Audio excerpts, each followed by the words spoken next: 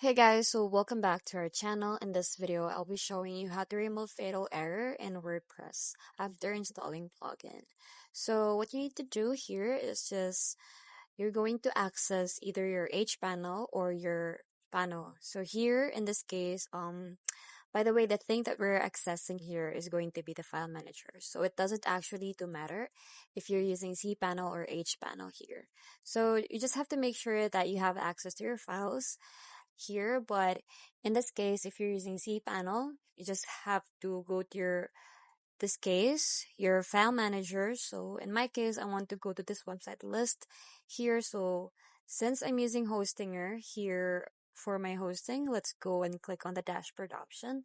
And you want to go to files here and just click on file manager and just start the EDI your faults here. Now, the thing with the specific fatal error is because a plugin has caused some errors or issues with your website, especially if you're updating your plugin and suddenly you leave the page, then unfortunately this will cause the issue itself.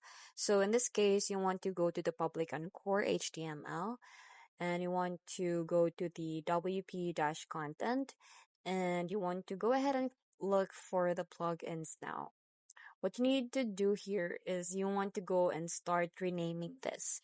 So in this case, you want to right click on this one and just basically rename your folder. So like for example, something similar to this, like plugins old.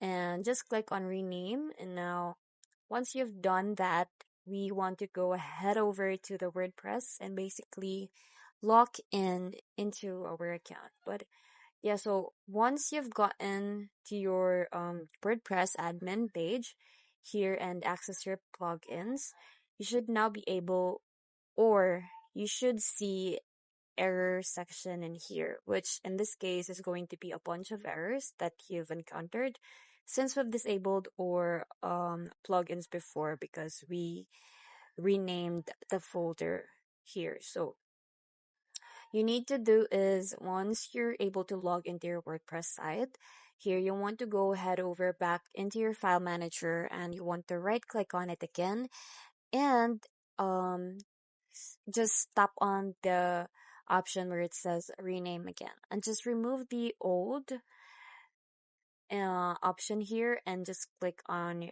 rename again.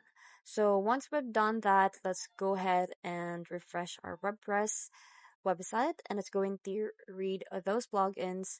And now from here, you just need to start troubleshooting your web page, which in this case, you want to go ahead and just click on activate on each of the plugins.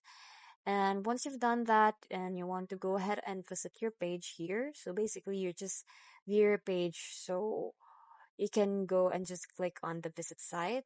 Now, if you were able to visit your site here, there's no problem with that specific plugin. So same thing, you want to go head over and plugins and just tap on activate on each plugins. And that's basically it. I hope you find this video helpful. Thank you for watching and I'll see you with the next one. Bye!